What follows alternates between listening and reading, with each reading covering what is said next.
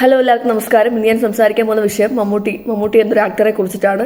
അപ്പോൾ എന്തുകൊണ്ടാണ് ഞാൻ ഇപ്പോൾ ഇത് പറയുന്നതെന്ന് എല്ലാവർക്കും മനസ്സിലായിട്ടുണ്ടായിരിക്കും. കഴിഞ്ഞ കുറച്ച് ദിവസങ്ങളായിട്ട് സോഷ്യൽ മീഡിയയിൽ കണ്ടുവരുന്ന കാര്യങ്ങൾ അത്രത്തോളം വിഷമം ഉണ്ടാക്കുന്ന കാര്യങ്ങളാണ്. അതുകൊണ്ടാണ് പറയാമെന്ന് വിചാരിച്ചത്. അപ്പോൾ എവിടെയെങ്കിലും മമ്മൂട്ടി എന്നൊരു വ്യക്തി സംസാരിക്കുന്നതോ അല്ലെങ്കിൽ അദ്ദേഹത്തിൻ്റെ ഒരു ഇന്റർവ്യൂയോ പ്രസ് മീറ്റോ അങ്ങനെ എന്തെങ്കിലും വന്നു കഴിഞ്ഞാൽ ഇപ്പോൾ നിങ്ങൾ അതിൻ്റെ താഴത്തെ കമന്റ് ബോക്സ് ഒന്ന് വായിച്ചു നോക്കുക.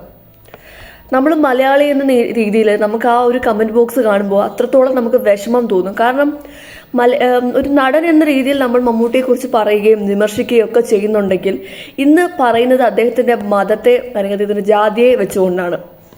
അപ്പം ഏതൊരു കാരണം കൊണ്ടാണെങ്കിൽ പോലും നമ്മൾ അങ്ങനെ ഒരു കമന്റ് ബോക്സ് ആ ഒരു നടനെതിരെ വരുമ്പോൾ, അതിപ്പം ഏത് നടനായിക്കോട്ടെ, അവർ കല കൊണ്ട് നമ്മുടെ മുന്നിലേക്ക് വന്ന ആളുകളാണ് അല്ലേ. അപ്പം അങ്ങനെയുള്ള ആളുകളെ ഒരു പ്രത്യേക ഒരു കാര്യത്തിന്റെ അടിസ്ഥാനത്തിലാക്കിക്കൊണ്ട് എല്ലാ ആളുകളും ഒരു പോയിന്റ് ചെയ്ത് സംസാരിക്കുന്നത് കാണുമ്പോൾ എന്തോ ഒരു വിഷമം തോന്നുന്നുണ്ട്. അതിലേക്ക് ഏറ്റവും ശ്രദ്ധേയമായിട്ട് തോന്നിയതെന്ന് പറയുന്നത് ഒരു കമന്റാണ്. അത് ശ്രീ മോഹൻലാൽ സാറിന്റെ DP വെച്ചിട്ടുള്ളൊരു പ്രൊഫൈലിന് വന്നിട്ടുള്ളൊരു കമന്റാണ്.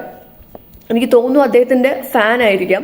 പക്ഷെ എന്നിരുന്നാലും ആ ഒരു DP വെച്ചിട്ട് എഴുതിയിരിക്കുന്ന കമന്റ് എന്ന് പറയുന്നത് മമ്മൂട്ടി എന്ന് പറഞ്ഞ വ്യക്തിയുടെ മതം അടിസ്ഥാനപ്പെടുത്തിയിട്ടുള്ള ഒരു കമന്റാണ്. അപ്പൊ നമ്മളത് വായിക്കുമ്പോൾ നമ്മളായാലും ചെറുപ്പത്തിലൊക്കെ മമ്മൂട്ടി മോഹൻലാൽ എന്നുള്ള പേര് പറഞ്ഞ് നന്നായിട്ട് ഫൈറ്റ് ചെയ്യുന്ന ആൾക്കാരായിരുന്നു അല്ലേ. പക്ഷേ ഇതുപോലെ തന്നെ നമ്മൾ രണ്ട് ഫാൻ എന്ന രീതിയിൽ നന്നായിട്ട് ഫൈറ്റ് ചെയ്യും. കാരണം നമ്മളവിടെ ഫൈറ്റ് ചെയ്യുന്നത് മമ്മൂട്ടി ഫാൻ മോഹൻലാൽ ഫാൻ എന്നുള്ള രണ്ട് ആളുകളായിട്ടാണ്. ഒരിക്കലും അവർ രണ്ടുപേരുടെയും ജാതിയോ മതമോ വെച്ചിട്ടല്ല നമ്മൾ ഫൈറ്റ് ചെയ്തുകൊണ്ടിരുന്നത്. അപ്പൊ ആ ഒരു സാഹചര്യത്തിൽ ഇതുപോലെ മോഹൻലാൽ ഫാൻ ആയിട്ടുള്ള അല്ലെങ്കിൽ അതുപോലൊരു ഇമേജ് വെച്ചിട്ട് വരുന്ന ഒരാൾ മമ്മൂട്ടി എന്നൊരു ആക്ടറിനെ ആ ഒരു ഫാൻ ഫെക്റ്റിന് അപ്പുറത്തേക്ക് പോയിട്ട് ഒരു മതം പറഞ്ഞ് ഫൈറ്റ് ചെയ്യുന്ന ഒരു സീൻ അല്ലെങ്കിൽ ആ ഒരു കമന്റ് കണ്ടപ്പോൾ എനിക്കത് ഭയങ്കര ഒരു സ്ട്രൈക്കിംഗ് ആയിട്ട് തോന്നി.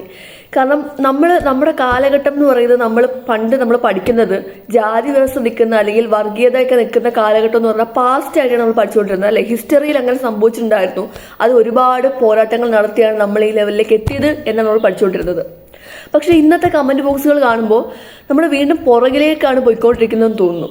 കാരണം അത്രത്തോളം വീണ്ടും ആളുകൾ വർഗീയത ഇങ്ങനെ പറഞ്ഞുകൊണ്ടിരിക്കുകയാണ് കമന്റ് ബോക്സിലൂടെ. അത് എന്തിനെ കുറിച്ചായിക്കോട്ടെ, ഏത് മതം ഏത് ജാതി അതൊന്നും നമുക്ക് വിഷയമല്ല. പക്ഷെ ഇങ്ങനെ ഒരാളുടെ പേര് നോക്കി അത് കമന്റ് ഇടുന്നത് എന്ന് പറയുന്നത് അത്രയും പ്രോഗ്രസീവ് അല്ലാത്തൊരു സൊസൈറ്റിയാണ് കാണിക്കുന്നത്. പ്രത്യേകിച്ച് നമ്മുടെ മലയാളികൾ ലിറ്ററസി ഒക്കെ ഏറ്റവും കൂടുതൽ റേറ്റിലാണെന്ന് പറയുന്ന ആൾക്കാർ ഇങ്ങനെ കാണിക്കുമ്പോൾ അത് ഭയങ്കര ഒരു ഡിസ്കസ്റ്റിംഗ് ആയിട്ട് നമുക്ക് വല്ലാത്തൊരു ഫീലാണ് അത് കൊണ്ടുതരുന്നത്.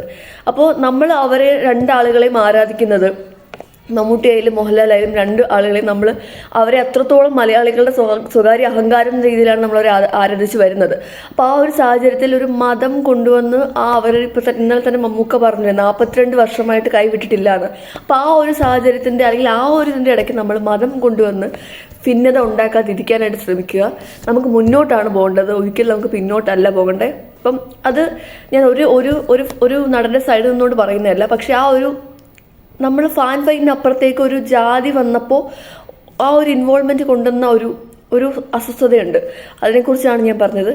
ഇത് എനിക്ക് തോന്നിയ എൻ്റെ ഒരു സ്റ്റേറ്റ്മെന്റ് ആണ്. ഞാനത് പറയുന്നു. Thank you.